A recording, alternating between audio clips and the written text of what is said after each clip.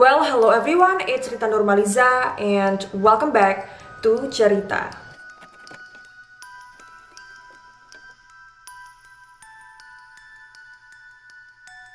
Kalau misalnya membahas tentang YouTuber, pasti yang kita bayangin itu adalah muka-mukanya Atta Halilintar, Ria Ricis, Rita Nurmaliza. Nah, gak apa-apa lah ya nyebut nama diri sendiri agak narsis dikit. Nah, siapa sangka kalau ternyata ada beberapa YouTuber yang berubah jadi pembunuh keji. Aku udah research sedikit ya tentang hal ini, dan ternyata setidaknya ada 4 YouTuber yang berubah menjadi psikopat yang akan aku bahas di video cerita kali ini. Kira-kira siapa ajakah YouTuber yang dimaksud? Then make sure to keep on watching.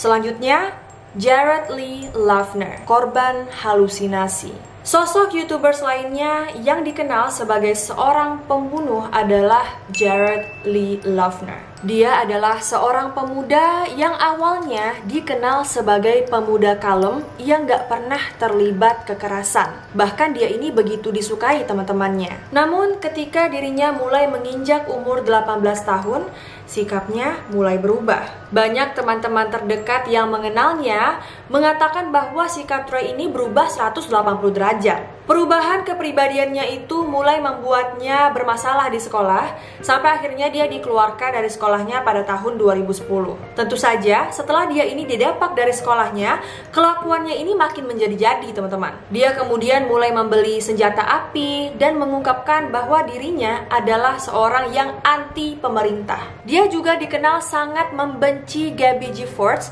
yaitu seorang anggota parlemen Amerika yang menyerukan gun control dan beranggapan bahwa wanita seharusnya tidak menjabat posisi tinggi di pemerintahan seperti itu. Perubahan sikapnya itu bukanlah tanpa alasan. Sahabat-sahabatnya sendiri mengaku bahwa kehidupan Jared berubah drastis setelah kekasihnya putus dengannya. Akibat kesedihannya itu, dia mulai mabuk-mabukan dan bahkan menggunakan narkotika seperti ganja, kokain, dan LSD. Beberapa di antaranya adalah obat-obatan halusinogen yang mampu menyebabkan kerusakan otak. Dan akibat kecanduannya inilah, Jared kemudian ditolak masuk ke dalam militer sesuai dengan impiannya sejak kecil. Dan hal ini tentu saja semakin membuatnya terpuruk dan sedih hingga malah semakin terjerumus ke dalam pusaran lingkaran setan narkotika. Kedua orang tua Jared tentunya khawatir ya akan kondisi anaknya itu. Bahkan mereka seringkali mematikan mobilnya setiap malam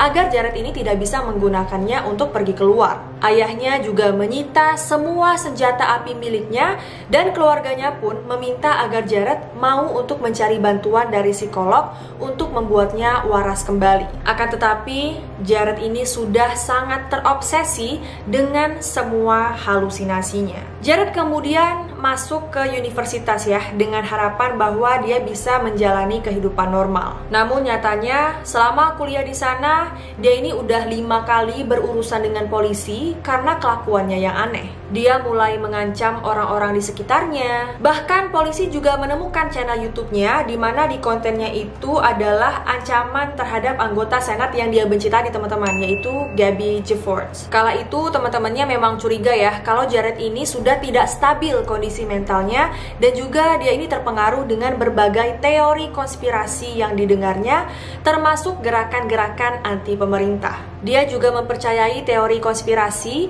bahwa peristiwa 11 September disebabkan oleh Amerika Serikat sendiri, dan juga dia percaya bahwa akan terjadi kiamat pada tahun 2012. Pihak kampus kemudian mengambil keputusan untuk mensuspensinya sementara dan meminta orang tua Jared agar mengevaluasi kejiwaan dengan bantuan para psikolog profesional. Tapi sayangnya Jared tidak pernah mau melakukannya. Bahkan dia ini lebih memilih untuk putus kuliah. Dan akhirnya pada 8 Januari 2011, tragedi pun terjadi. Jared kala itu pergi ke sebuah toko untuk membeli senjata api. Dalam perjalanannya, Dia sempat dihentikan oleh seorang petugas polisi karena melanggar lampu merah saat berkendara. Namun, sama seperti kasus Nadim yang udah aku ceritakan sebelumnya, polisi tidak menganggapnya sebagai sebuah ancaman dan kemudian melepaskan Jared. Duh, sangat disayangkan ya teman-teman. Padahal malam itu,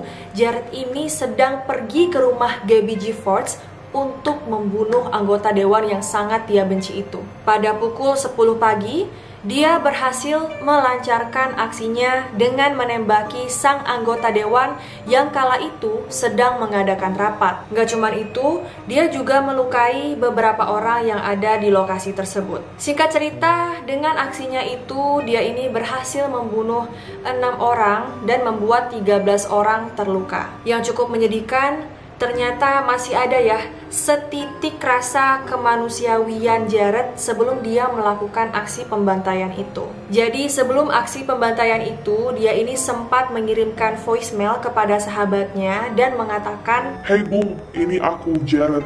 Kita memiliki banyak sekali kenangan indah. Selamat tinggal." Pada pagi sebelum penembakan, Jared mengupdate postingan terakhirnya di akun media sosial lawas yaitu MySpace. Dia menulis, "Selamat tinggal teman-teman. Tolong jangan marah kepadaku. Selamat tinggal. Aku sangat sedih dengan kondisi negara kita saat ini. Aku dibully di sekolah. Terima kasih."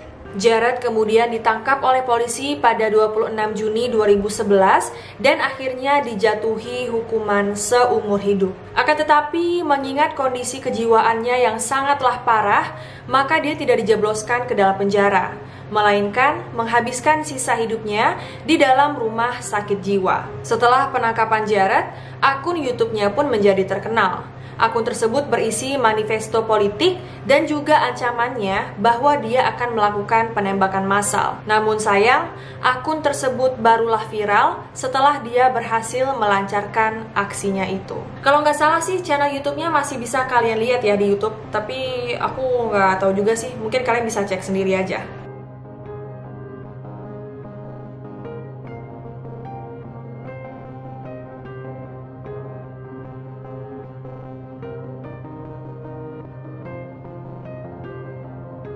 Yang terakhir, Randy Steyer, sang animator keji. Nah, kasus terakhir kita adalah seorang YouTuber bernama asli Randy Steyer yang lebih dikenal dengan nama persona internetnya Andrew Blaze. Kasus Randy menguak pada 2017 ketika dia membunuh 3 rekan kerjanya dalam sebuah penembakan massal di sebuah supermarket lokal tempatnya bekerja. Setelah melakukan aksi kejinya tersebut, dia pun melakukan bundir.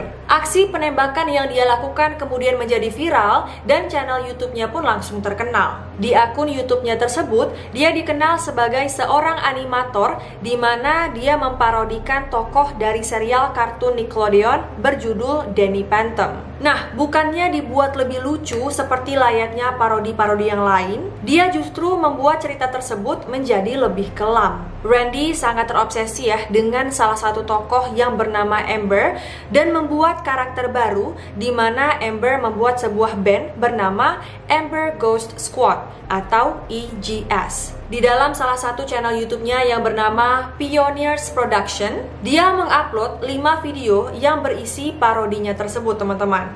Namun isi video-videonya cukuplah disturbing. Episode pertama berjudul Amnesia Rape, yaitu tentang pemerkosaan. Episode ketiga berjudul Extinction, yaitu tentang pembunuhan. Dan dalam video terakhirnya berjudul Westboro High Massacre or Goodbye, di mana isinya itu dia bersama para anggota EGS bernama Rachel menembaki sebuah gedung sekolah. Ternyata Randy sama seperti Troy Sessler. Mereka ini sama-sama mengidolakan sosok pelaku penembak massal sekolah Columbine. Keinginannya menjadi seorang penembak massal akhirnya sudah tidak bisa ditahan lagi ketika dia benar-benar melakukan aksinya itu dengan menembaki rekan-rekan kerjanya di Waze Supermarket tempatnya bekerja dan menewaskan 4 orang termasuk dirinya sendiri. Nah, apa sih yang mendorong Randy untuk melakukan hal tersebut? Nah, rupanya Randy ini merasa dirinya adalah seorang transgender.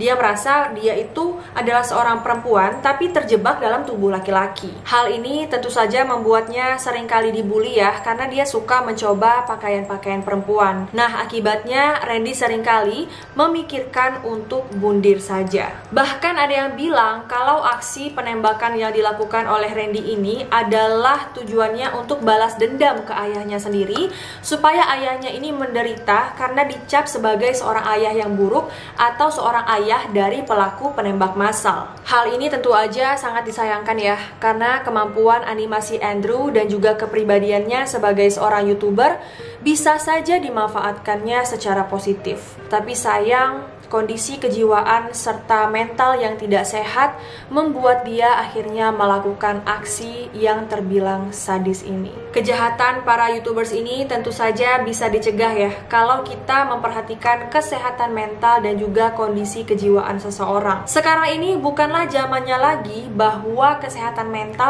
atau kondisi kejiwaan seseorang itu dianggap sebagai stigma negatif dan perlu diabaikan. Namun sudah saatnya kita memperhatikan kesehatan jiwa kita sama seperti kita memperhatikan kesehatan fisik kita, yaitu dengan cara segera mencari pertolongan kalau kita merasa ada sesuatu yang gak beres dalam diri kita. Alright, that's all for today's video. Thank you so much for watching. Semoga ada pelajaran yang bisa kalian ambil di video cerita kali ini. Kalau misalnya ada informasi yang salah, kurang tepat, kurang lengkap, atau kalian punya informasi tambahan, boleh banget untuk share aja di kolom komentar. Kalau kalian suka video ini, make sure untuk like, comment, share, and subscribe, and turn on post notification supaya kalau aku upload video baru kalian tidak ketinggalan. Please jaga diri kalian masing-masing, jaga kesehatan, pokoknya take care. I love you all so much, and I'll see you in my next video.